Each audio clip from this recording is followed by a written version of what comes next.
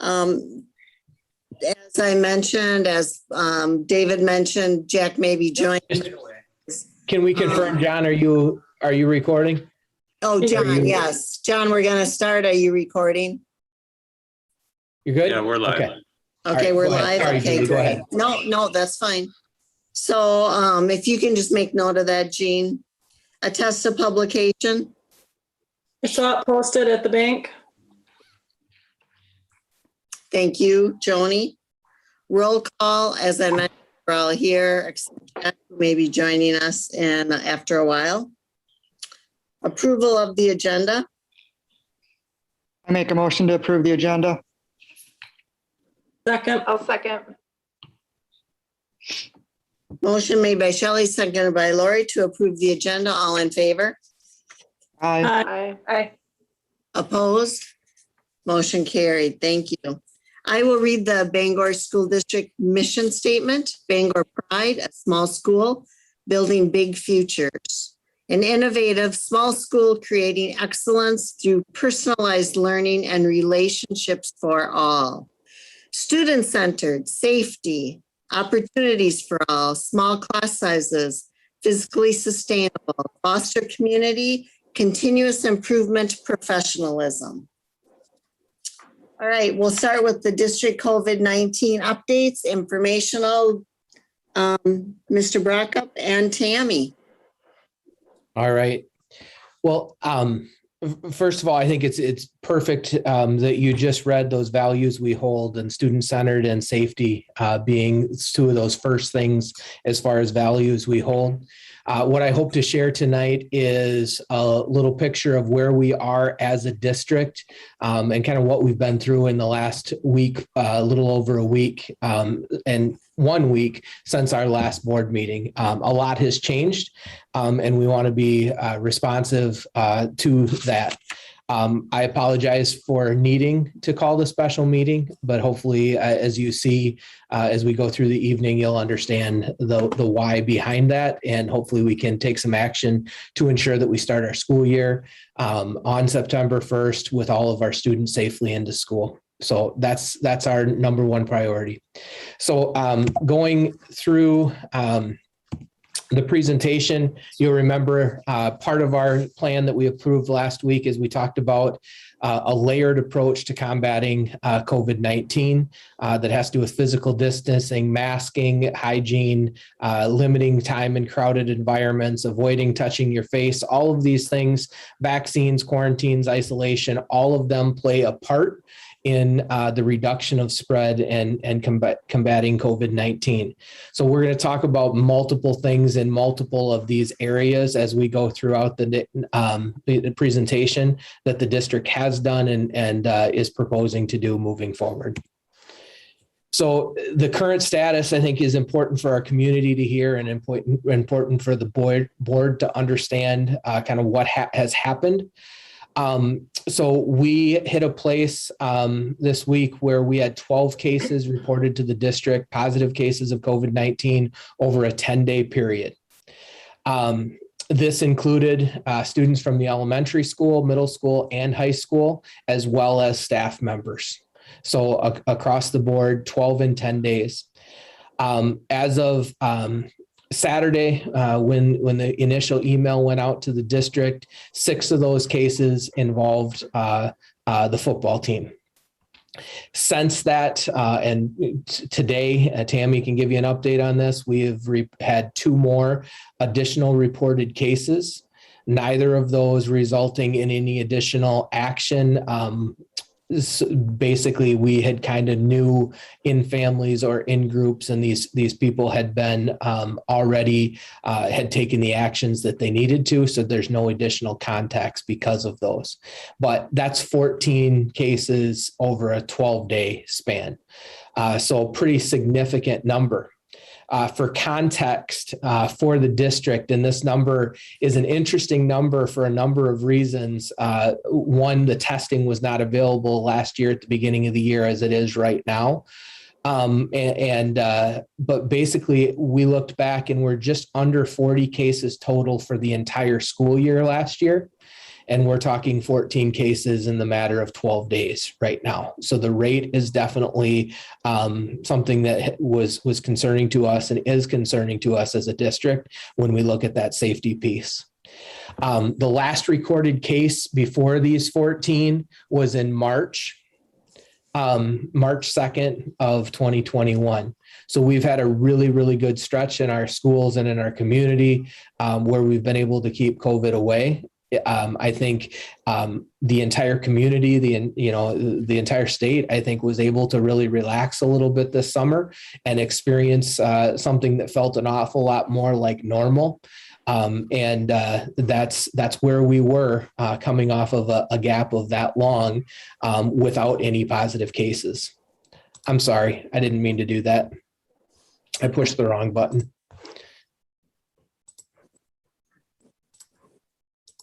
I'll push the right button now.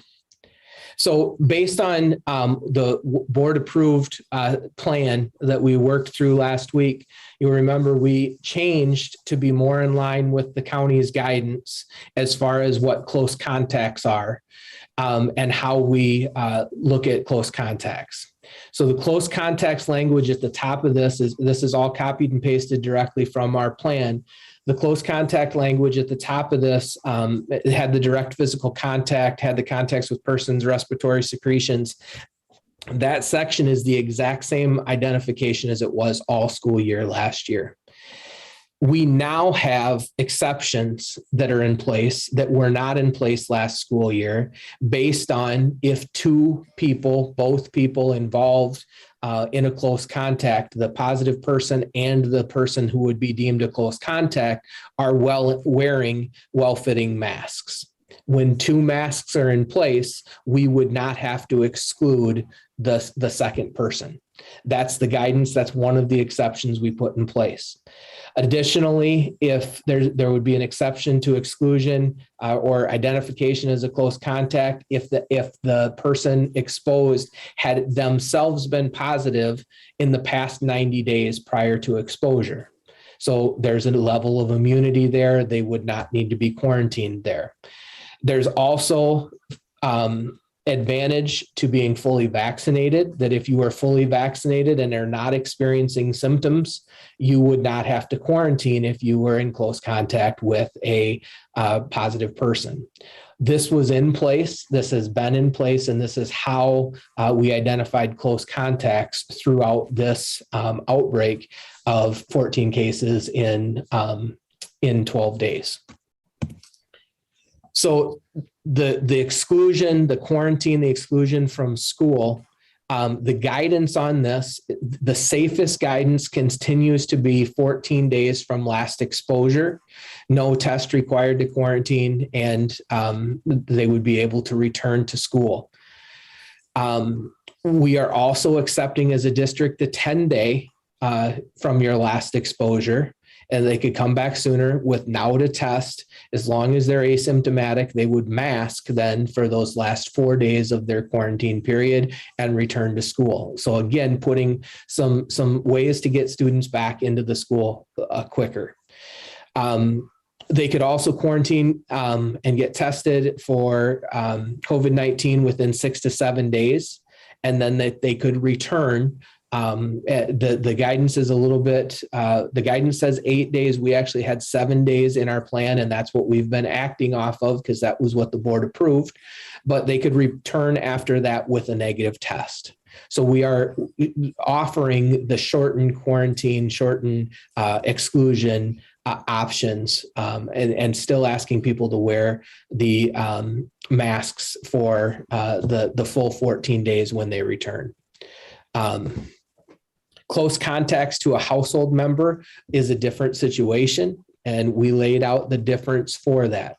So if it's a continued close contact, there's a different set of criteria. And again, this is all what we had laid out and what we had approved last Wednesday. This is how we made decisions as a district. using that, the impacts of positive cases and the exclusion on football, which I know that that's a topic of conversation in the community. I just want to stop for a second and truly say my heart goes out to these football players and their families for experiencing this, going through this. This is not something that we relished in making this decision. It was a very, very tough decision. And I truly, want to be very transparent with why the decision was made.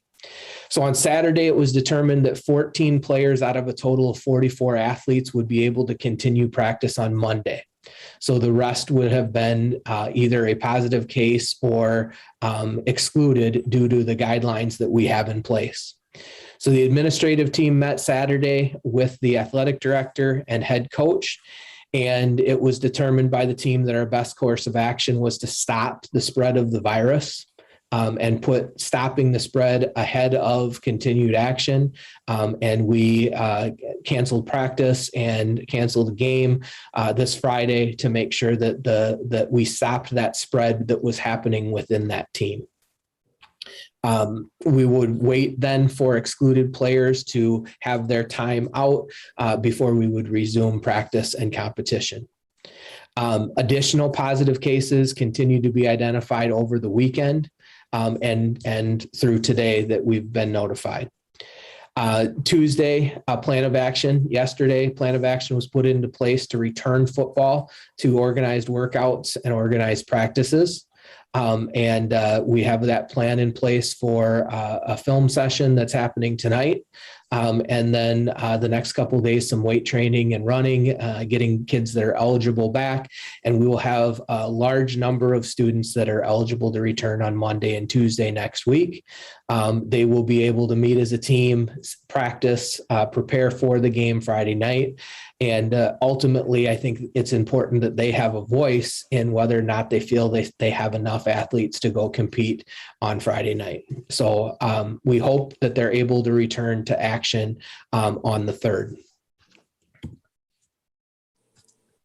In addition to the football, we took some actions over the weekend because we knew we were in a situation that we had not seen before of community spread within our organization. So we have required masks for all district staff while in the building in the presence of others. Staff in service this week, yesterday, today, and tomorrow was switched to virtual. We've not allowed groups of more than 5 to gather without the prior approval. And that's consistent with us meeting tonight virtually. As a large group session, all the large group sessions were facilitated through video conferencing just like this. Open houses and new student orientations were postponed and restructured. I know Mr. Johnson was out collecting items that would have been dropped off at parent-teacher conferences tonight as parents came up and dropped things off, just recognizing that that's a big part of that open house is getting all of their materials to school. We will continue to adapt. We will continue to puts things in place to try to meet those needs where we lost out a little bit there. The iPad sale scheduled for this week was canceled just to not have extra people in and out of the building. Additional protocols were put in place for a safe start of middle school football. And additional masks and materials have been ordered for all athletic teams to make sure that we have what we need so that they can compete closely. We have adjusted not only in our sports, but in our buildings, scheduling, and a whole number of things to make sure that we have everything in place that we can to make sure that we stop this surge right now and can have all students safely in school on September 1st and beyond, and keep them here. So that's kind of where we've been and where we are right now. I'll pause there. If there's questions, thoughts, or anything about that process or how we got there. I know Tammy has some thoughts as well, if she'd like to weigh in. If there's any other thoughts, I'm just going to pause there and then continue when you guys are ready. I have a couple questions. Can we get a breakdown by building? So of the 14 positives, can we get a breakdown of how many are middle school, high school, how many are elementary school? And then, Yeah, so I had shared that there were representations of all. I can share when a group has more than 5 legally, otherwise there's confidentiality issues. So there's a total of 14, 7 of those are tied to football. The rest are spread across the middle school and elementary school. And then could you explain further you said there was 2 new cases today, but I was a little confused. Are those cases that were reported late and they're done with their quarantine already, or are they like brand new, they're just starting their quarantine? They were just reported today. Just They're from, brand new, they're just starting. I mean, the individuals they had reported their symptoms. They were just waiting for test results, and the positive test results came in today. so they had already started their isolation period. 6 of the 14 are now considered recovered. And then how many will be considered recovered by September 1st? You know that? It would be most of those cases because they would complete their 10-day isolation. Okay, thank you. And that's really good news, that if what has happened here has stopped that, and that we can start September 1 without any positive cases. I think if we would have continued, there's a high likelihood with that rate of spread that we could have had active cases September 1st. Could there still be? Yes, but we did what we could within our ability as a district to help make sure that doesn't happen. Any other questions on any of what we've shared as far as the district decisions? Can I just point out that the new guidance, when 2 individuals are wearing a mask, they will not be excluded if one of those people are positive. So with the rate that this new variant is spreading, I would highly encourage mask wearing so that our kids and our athletes, and I mean, we want our kids in school first and foremost, but if this is a preview of what's to come, we are going to be, and if people are going to pick and choose, this kid's going to wear a mask and this kid's not going to wear a mask.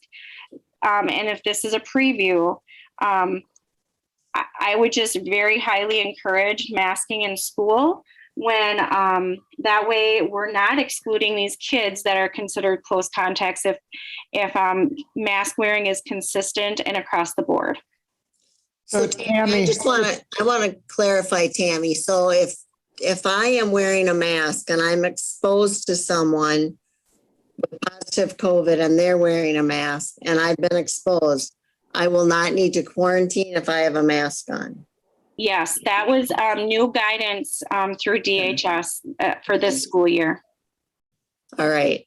I just want So another thing that we did with the football team is they chose that they're going to wear masks. The volleyball team did the same thing.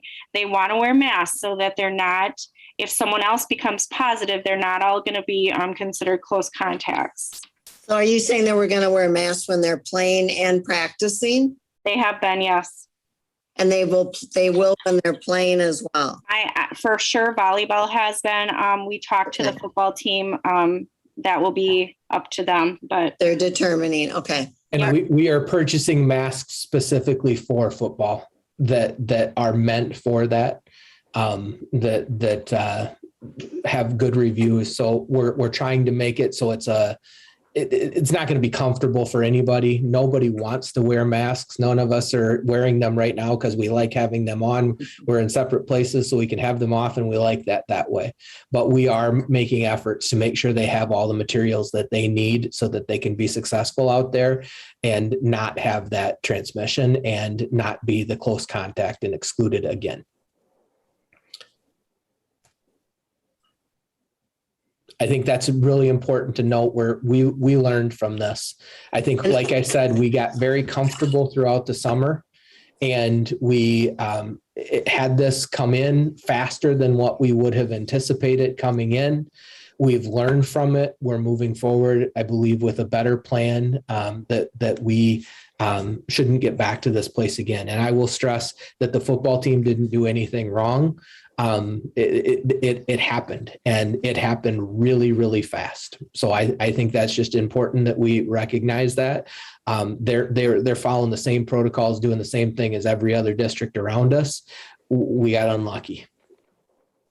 So Tammy, the mask that, about wearing a mask and not being, or not having to quarantine, that is currently, that's how I read it in our policy. Is that correct? I mean, that's what you're stating is coming from our policy.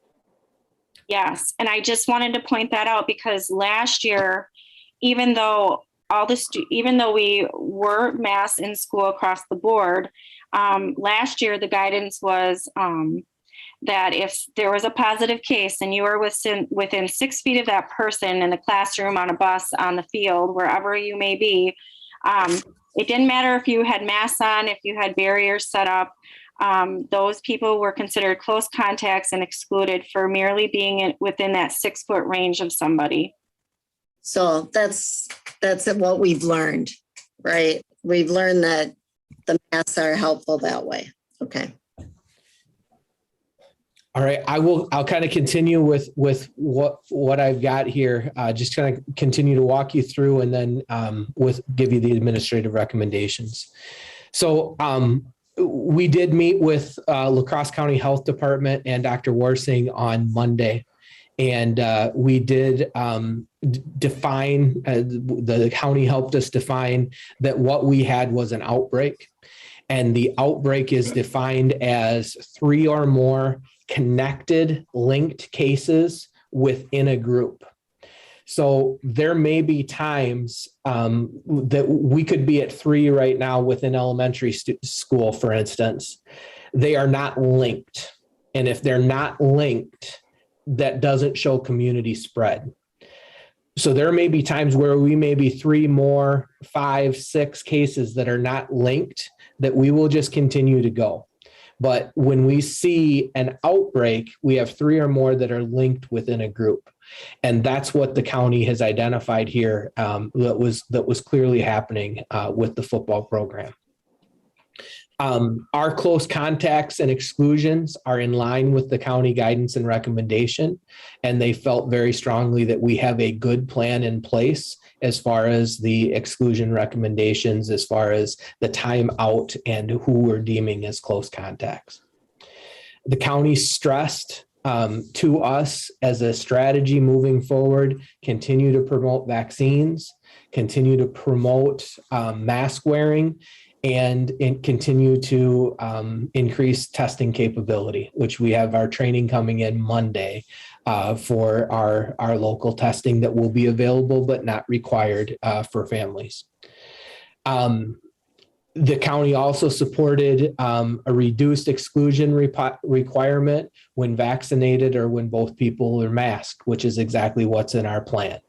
So they said, absolutely, you are right to give those exceptions when both people are masked or when one is vaccinated, and encouraged us to continue that practice.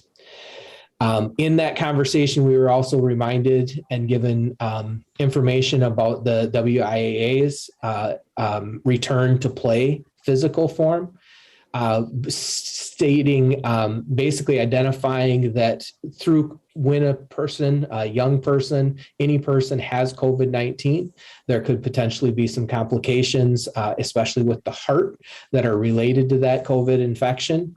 And just like we would go through a concussion protocol after a student has a concussion, they're saying that we should have students go and get their medical provider to sign off that they are prepared to return to play.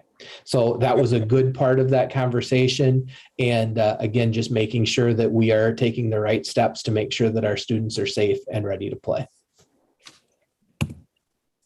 So ultimately, some administrative concerns. Obviously, 12 cases in 10 days, 14 in 12 days was incredibly overwhelming for district staff. With more students returning soon, we worry about whether or not we're going to be able to keep up with that. And Tammy said that in her very nice way. We've pushed Tammy really, really hard.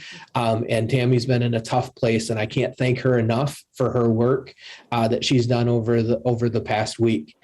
That said, once we have two buildings full of kids, if we start trying to figure out who was masked and who wasn't masked, and try to figure out who should be out and who should be in and how long, and setting the spreadsheet for when they can return and all those types of things, it is going to be overwhelming, and it's going to be very difficult to keep up with.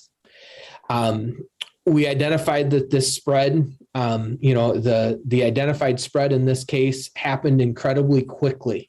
And I think that's different than what we saw last year. The quick spread of this is in line with the projections about the increased spread of the Delta variant. So I think in general, we have a concern about how fast it went through. And how quickly we tried to react and thought we were doing the right things, but it just continued to go. So that's continues to be a concern for us moving forward.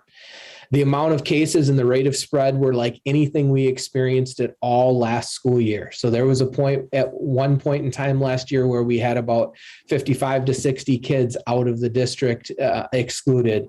We were, approaching this, and we don't have that many kids, out for sports and participating right now. So, I mean, that ratio it is a little bit nerve-wracking there.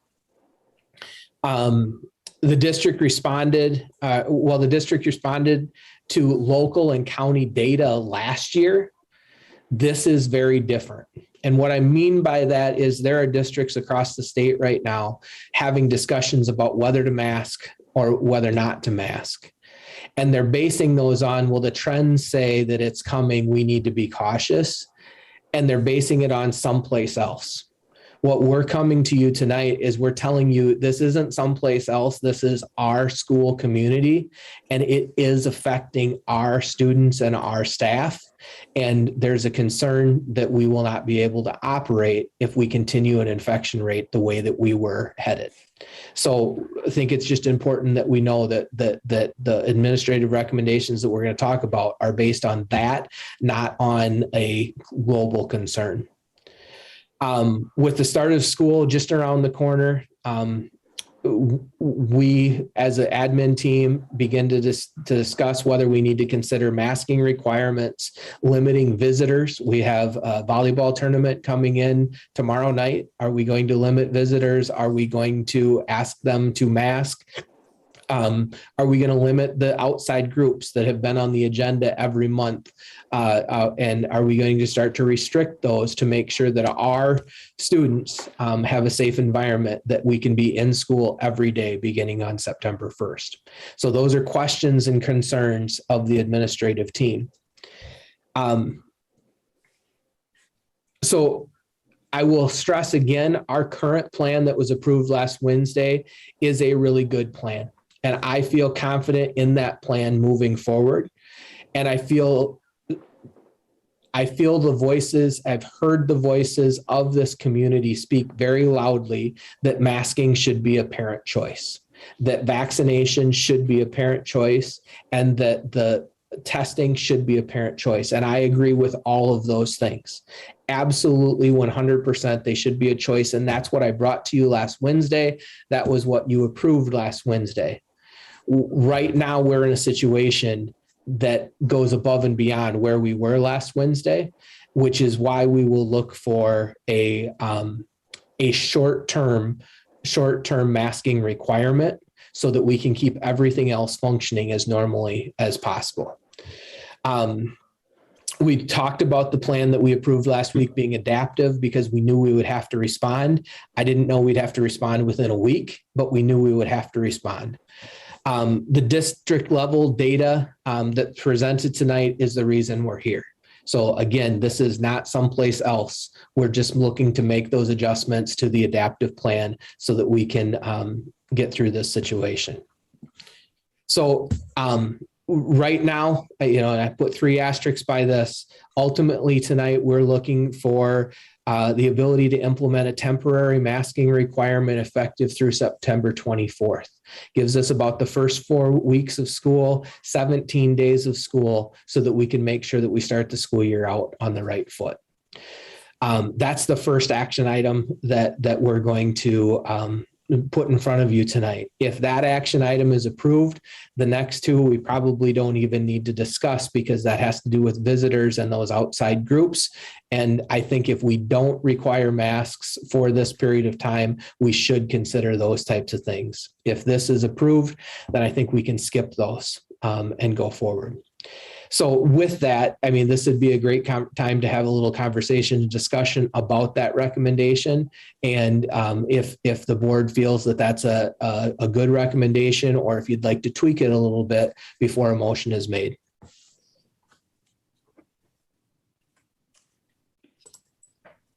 Well, I assume the 20th is the start date, but I mean, it's going to be fluid all along, I would assume, correct? I mean, heaven forbid this outbreak continues. I think it would be fluid. Obviously, we've got a board meeting scheduled on September 15th. We would look at the data at that point in time, and we could have continue that conversation.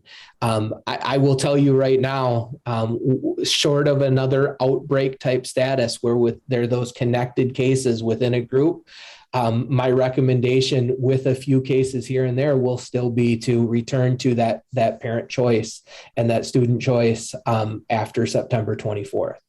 I do believe that's the right plan for the district moving forward, but I also believe that right now we need to respond to the situation we have in front of us, and that's why we're asking it for until the 24th. How did you come up with the September 24th date?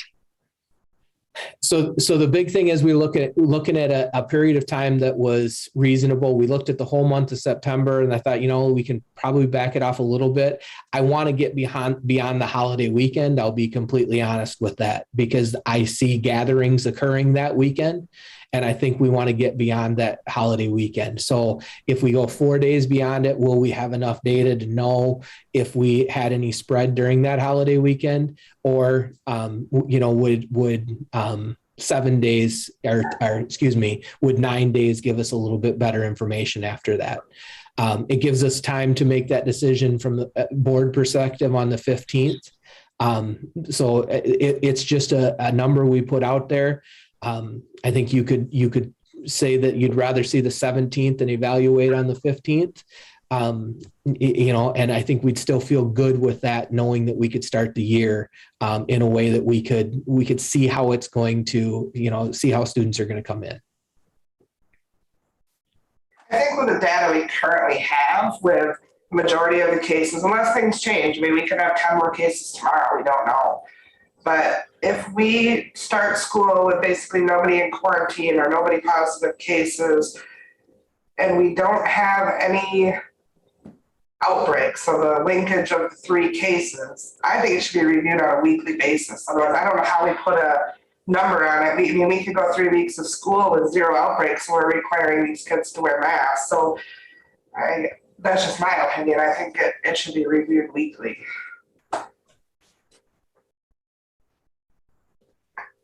That makes me think of when we talked last year, though, and we had that dashboard when we were green, yellow, red, and then that was reviewed every week. It was like what we talked about with municipalities, only it sounds like it would be school. So I think we need to have a plan going forward of how we're going to proceed in October, November, December when this hits again. And that's the 4th item on the agenda if we choose. And the way I see that one is, if there is consensus that we are at a place where we're going to go to a short-term requirement of mask, then let's put that in policy, Tina, so that we would go back to it or stay there if a certain criteria is being met. And that criteria would be, is there a current outbreak at the time? I had 3 to 4 weeks after an outbreak is what I was thinking. Once we've identified that, we could, keep it as simple as that as far as what the measurement would be.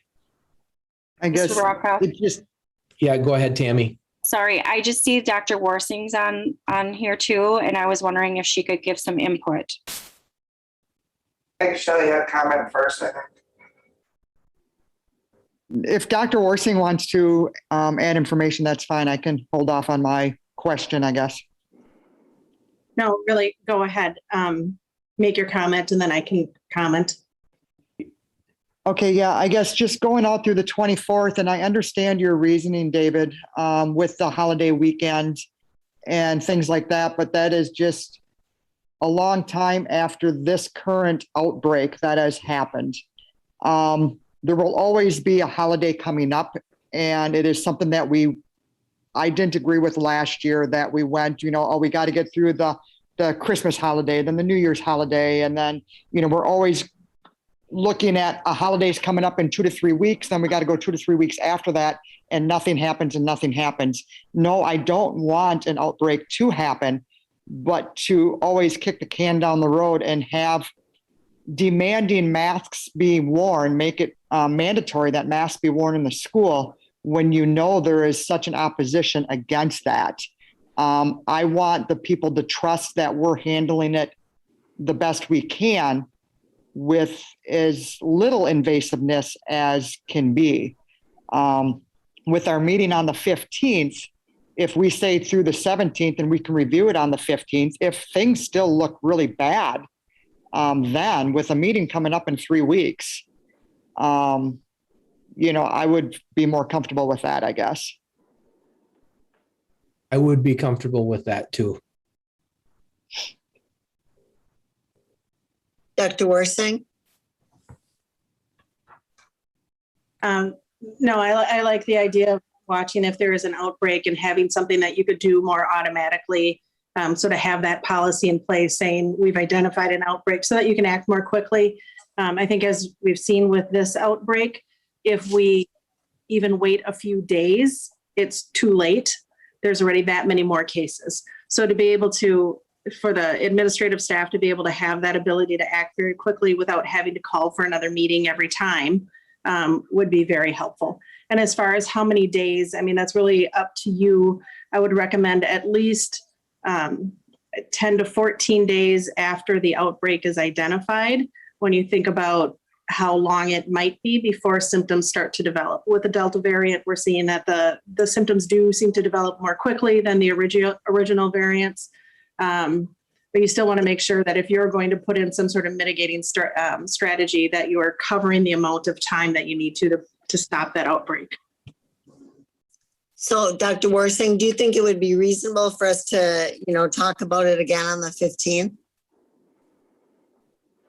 Or to review? I do think that's reasonable, assuming that people are going to be forthcoming with information when they're positive.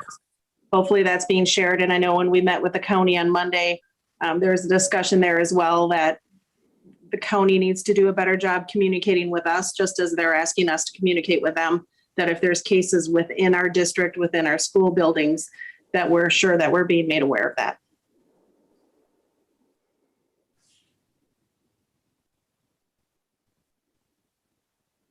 I think weekly is a little too short. I like the 2 weeks. I like or at least 10. I mean, I don't know. Weekly just seems like an awful short window to on again, off again, on again, off again. I think we need to make sure that if there is an outbreak that you're not going to see, give it enough. Right. I don't think we can wait weekly. I mean, if you see an outbreak, and as you characterized an outbreak, David, it was if 3 cases are linked together, that is an outbreak. And I think the minute you see an outbreak, you need to have that option within the next day to mask. But then we need to know what the term limits are of that mask. Yeah. Of that masking, is it just, 14 days after the last of that outbreak is been determined? I would be very comfortable with that. And I think the administration does have to have that option to be saying, hey, tomorrow morning, we have an outbreak going, tomorrow morning we need a mask. And I would be comfortable with that as well. So Shelley, I think in our current language right now, we have it that I could make that decision for up to 3 days. And 3 days gave us time to have a special meeting like we're having right now.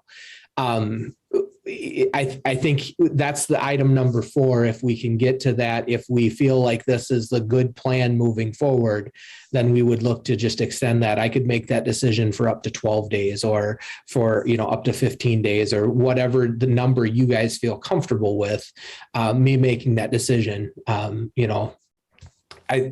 think we can just change that. So that would be part of that. Go ahead, Lisa. We still cohorting this year throughout both buildings? Like we did last.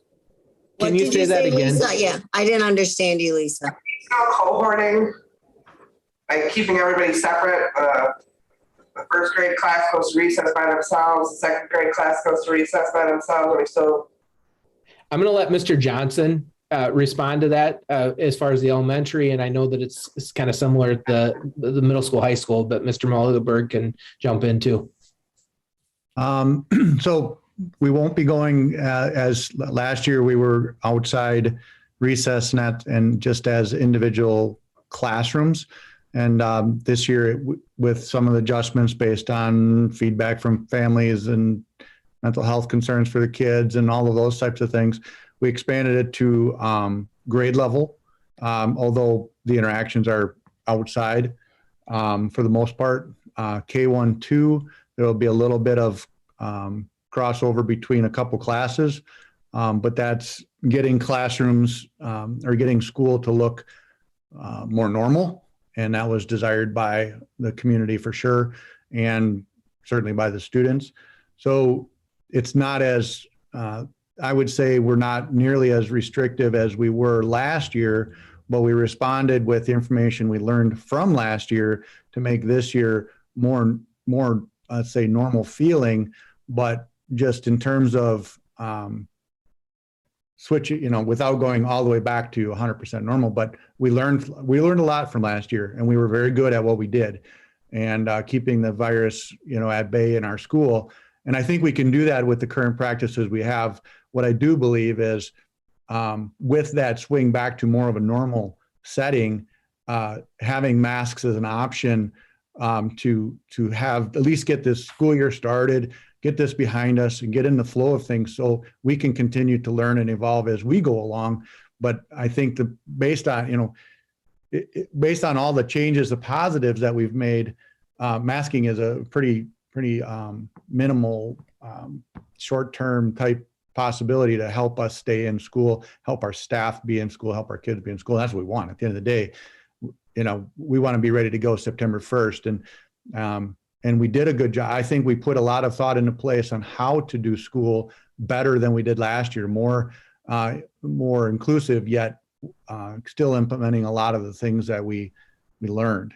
But I do believe that masking kids to start the school year will help us get a better grip on seeing whether the adjustments we made to better our school day for our students, are equally as positive. So. The only reason I asked that was so if we have an outbreak and say we have 3 positives in the 3rd grade class, yeah, no way to, instead of having to mask the whole district, there's no way to contain it to that room, like just masking. Oh, yeah, I would think so. I mean, yeah. We, for example, the outside stuff is certainly different than what we thought when we started the school year last year. I think there's a lot more information out there about, being no masks out on the outside. I think I've heard a number of professionals just in our local community saying that that's possible, and we would not be masking outside. But in the classrooms, Lisa, to answer your question, we wouldn't be crossing grade levels, and that would limit the number of exposures. I think that's what you're asking. So Lisa, to your point, I know you and I both received communication from a same community member and made a very valid point. And if I were going to move forward and we have more specific data to a building, there would be a real likelihood that maybe that mandate would go in place just for that building or just for that grade level. And I think it would be reasonable, considering, again, I believe that parents should have that choice. And if we can continue to, have a safe environment with parents having that choice, I believe we want to be as least restrictive as possible to be successful. So if we could put that requirement in place for one building and not both, and just continue to strongly encourage and promote it at the other building during that time, we would absolutely do that. But it would be based on that circumstance and where we're seeing that community spread. I think So that I can be think a slippery slope too. I think that's a slippery slope too, when you talk about one school versus the other and the amount of kids and siblings and the size of our community also. So I'm not saying either way, but something I would definitely take into consideration. Yeah, I at think that it would time be if a different outbreak comes out. But Tammy, if they're outside without masks, is that considered? So my question then would be, would I be responsible for contact tracing through grades K, kindergarten, 4K, first grade, whatever's out there? Like, how would I do that? Per the language right now, the outside contact tracing isn't the masking and those recommendations are for indoor. So if you, so we're we talked exempt about, from outside? Tracy, am I correct on that? Dr. Warsing, I'm sorry. No, Tracy's fine. So the recommendations are based on how many feet you are from that person and for how many minutes. So if you're talking about under 15 minutes at recess, just by the time, it would not need to be contact traced. If they're outside together, sitting closely in a group for 45 minutes because they decided to take a classroom outside and they're less than 3 feet away or 3 feet away without masks, then yes, that should be contact traced. Okay. Or playing a Recess So doesn't work that way. outside. That would be a non-contact tracing scenario. Yeah. So, I mean, I think you just need to be logical about it. Outside definitely makes a difference. It's better ventilation. And the likelihood of somebody just sitting right next to somebody else for 15 minutes, less than 3 feet in an elementary recess is pretty low. No. So I think it would be fine to not contact trace recess. Hopefully that's helpful. It is. Thank you. Makes sense. And I will add to that, when we had the discussion, remember last spring about going maskless at recess time, I paid very close attention prior to that decision of how are our elementary kids running around outside playing and that kind of stuff. And it was pretty clear that they weren't spending, it's seconds and they're moving on to the next thing. So what I'm hearing is as we move forward here, when we get to action item number 1, there's some consensus that maybe we should at least act on the motion to look at September 17th instead of September 24th. And we would revisit it at the September 15th board meeting based on current conditions at that time. Their agreement there? I'm in agreement Yeah. with that. Any other discussion? Go ahead, Lori. Yeah, I'm in agreement with that. I definitely understand the, wanting to go long enough, but not having to go too long. And I just think the 24th is really too long. I think that since we do have a board meeting soon, I think that the September 17th date would be good. And then for us to have another discussion on the 15th. I really like that there's a date on it, period, because then it seems like there's an end in sight. David, if things are looking good on the 15th, is there a possibility that we would pull it that night? You betcha. Okay. I keep saying this to people. I'd pull it tomorrow if we could. I really would. I mean, nobody wants to wear masks. I get it. I fully get it, but it's the right thing to do right now to make sure that we can get all students back in school safely. So that's what the recommendation is. If we feel like we're in a place where we can pull it, I would advocate to pull it before that if we could. So yes, we could pull it on the 15th. So I want to clarify a couple of things. If we do pass this to 15th, 17th, then for volleyball game tomorrow night, we will allow visitors with masks. Is that Yes. correct? Okay. And our outside groups can continue the same with masks. With masks Okay. through the 17th, and then we would take those signs and change them back to our recommended and encouraged and promoting. And we can put in the motion that we'll, look at the data on the 15th. Sure. So I think if there's no other questions, I think you're ready for that motion on action item number 1 there, or letter A. I'm sorry, I do have another question. Go ahead, Joni. Go ahead. I just want to know what we can anticipate for data. I know both Dr. Warsing and Tammy mentioned, whether or not the county is going to. So, I mean, is there going to be another dashboard? Is there going to be our ability to only look at our district, or are we going to strictly go to our buildings, or what is going to be our dashboard going forward? Good question. What is your desire? I mean, what is appropriate? What would you like to be out and available for the community to see? I think we need to go off of our building, our buildings, what's going on in our buildings versus what's going on in the county. The county, obviously, you'll look at it. But I mean, Holman or Onalaska, they could be breaking big time, but we don't see anything there. There could be nothing going on in our buildings. I really do not want to make our buildings something that's going on in the other part of the county. I think it should be off of our buildings.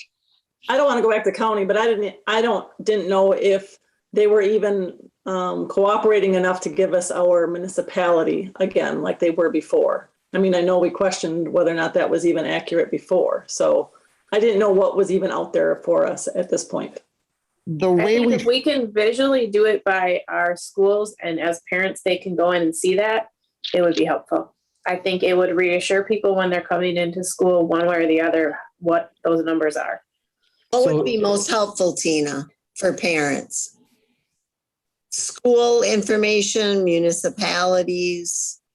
I think school, we're going to ask a lot if we go by municipality and our county. I mean, we're talking about school right now. We Okay. talk about people not doing things after school, but if we could at least see what our numbers are with staff and students. I'm in total agreement. I'm in total agreement with Tina on that. We need to worry about our buildings. We cannot control what people do. We can only recommend, that they use good judgment when the kids are not in school and that kind of thing. But it's not for us to tell them what they can or can't do, except when they're in that building. And that I think we need to be concerned about our buildings, and that's what we need to focus on. When they're under our watch as a When district. they're under our watch, getting their education. Yep. So would a weekly dashboard that we post right on our website with the number of positive cases, can we do district wide, or would you rather know building by building? There's some concern. There's some concern about confidentiality if there's less than one in a building, but doing the whole district might be not less than one. If there's less than 5 in one building, there's some potential concerns about confidentiality. Could I we think it's do under just your a district discretion. dashboard? What'd you say? I think it's under your discretion. If you can't do it by 1 or 2, just do it as a school. If we only have 2 in the whole school district, that's great. If we have 20, I kind of want to know what school they're in. Absolutely. I agree with that. That makes sense. That's good. And we split it last year at staff, students, and or staff, elementary school, middle school, high school, or? I think you put the staff in with the school. I don't think you differentiate between staff and students. That's fine, but I would like to see building like high school, middle school versus elementary. Yeah. And I think if we get to the place that one of those buildings has more than 5, then yes, we will split it. Otherwise, if it's less than 5, we'll just keep it as a district number. And if we can say less than 5, that'd be a great place to be. I mean, based on where we've been the last couple of days. Agreed. That sounds good, David. Okay. All right. That's something, Wednesdays, probably not the first day of school. So the first full week, but we can give you, or maybe we'll have data for the first week of school. So Wednesday is okay to put that out? I think just see how things go, see how you can get it organized and put out there and come back and talk about it in September. It'll give you a couple of weeks to get organized. Thank you. Yeah.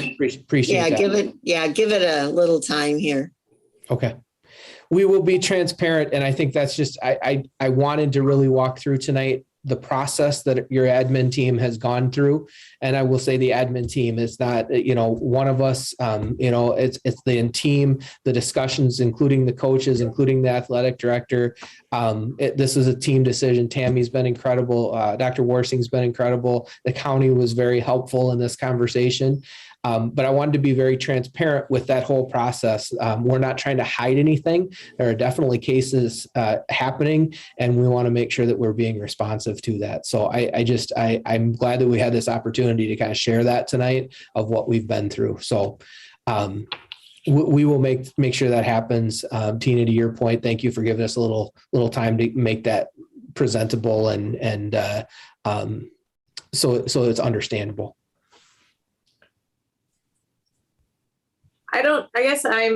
My one question is if we are going to consider giving our admin team the decision of masking and unmasking, if we want it back on the agenda in September. I mean, if you could directly can see there's no cases at that time and you're going to change. I mean, Right. I think you make that determination closer to that time versus just saying it's going to be on there. I mean, Yep. I think we have to see what the cases look like at that point.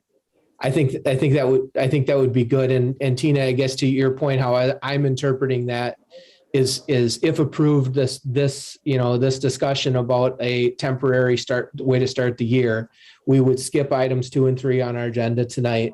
And what you're saying is take item 4, which would be giving the administration the right to make that decision moving forward, and move it to September, because we won't have to make that decision before the 17th. Right. So we can absolutely have that discussion, put that action item on for the 17th based on what we've learned from this circumstance. I'm fine with having it tonight. I don't mind having it tonight.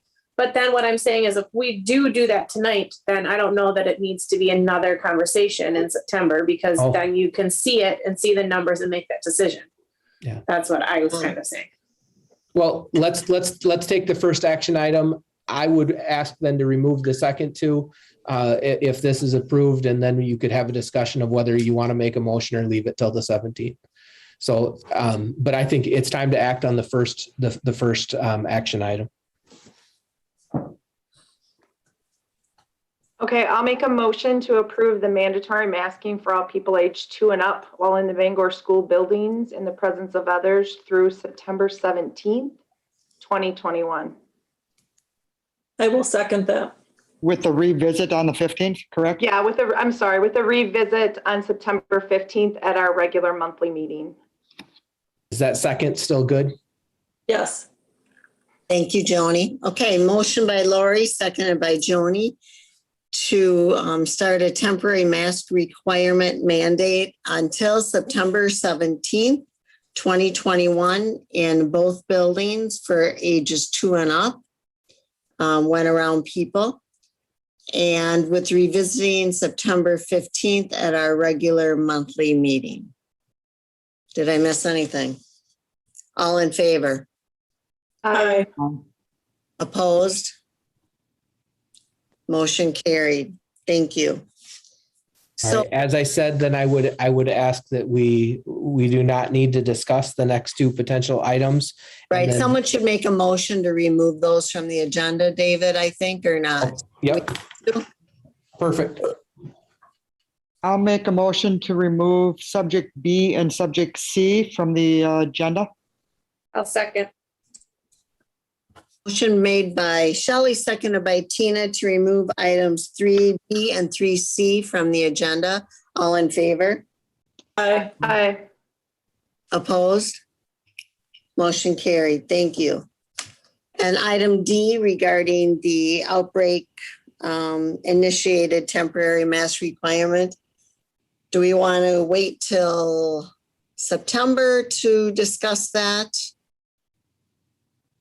Move it to the September regular meeting agenda? I personally would prefer to wait and move it to the September agenda. And let's get through these first couple of weeks of school, see how things play out, so to speak. And then have that discussion on the 15th. You want to make that a motion? Sure, I'll make them. Does anybody else have anything to say about that before? Lisa, do you have? I'm in agreement with moving it, but I'm wondering if we can do some research on it before the next meeting. And my question is, I'm not okay with it if there's an outbreak in a certain classroom, that it always has to be a one-size-fits-all plan, where if we can just isolate a room to having a mask, does it really make sense to make the whole middle school, high school, elementary school mask? Like, check into the legalities on that.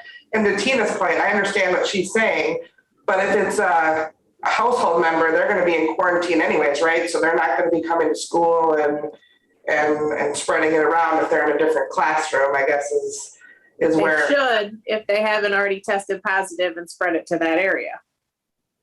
True, but I mean, I've done a lot of research in other districts. There's a lot of districts in this area that are not doing any contact tracing. They only exclude positive cases. There is no close contact, quarantining. I'm just trying to, I mean, I understand both sides, and I'm not an anti-masker whatsoever. I highly encourage it. But I also understand that parents know their child better than we do. And I feel for them and wanting to be able to make that choice for them. So that's where I'm at. I'm totally fine with moving it. I'm just wondering if we can research around that to see what our options are, that it's not always a one-size-fits-all plan.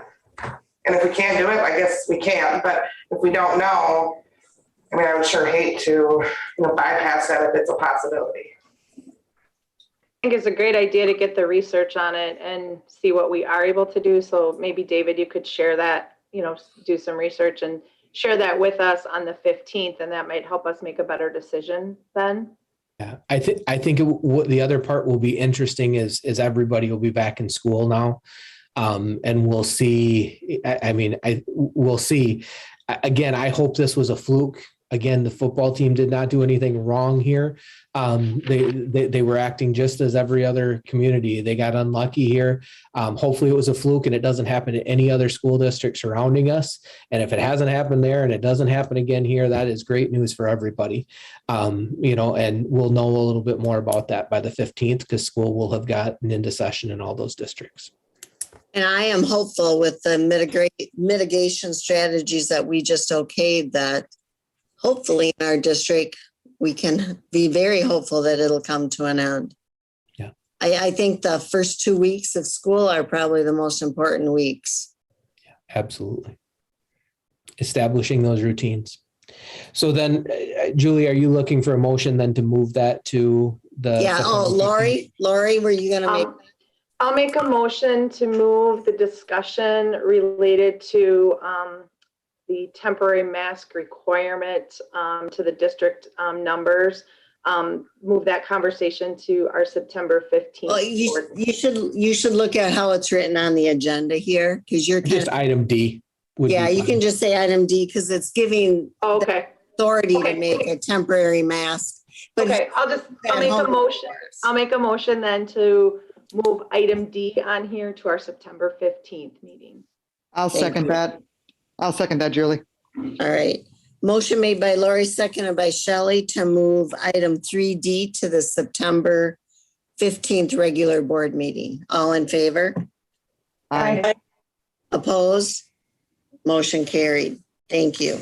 Before you adjourn, I just want to say thank you again to Dr. Warsing for sitting in on this call and for her help and support through this, and to Tammy for the amazing job that she's done. So thank you. Thank you, Tammy. Thank you, Tracy. Thank you, Thank you. Tammy. Thank Tammy. She's the one doing all the work. I couldn't do it without all of you. She's really had to work in this last week. Yeah, if this is any preview, they might have to hire a COVID nurse or something. You thought All right, last year another was one. fun. I look for a motion to adjourn. So moved. Okay. I just want to mention that I'm going to miss the September meeting because I will be in North Carolina. I told David, but I thought I should tell everybody. Thank you, Joni. So motion, was it Shelley? Yes. Who seconded? Second. Motion made by Shelley, seconded by Joni to adjourn. All in favor? Aye. Aye. Opposed? Motion carried. Thank you.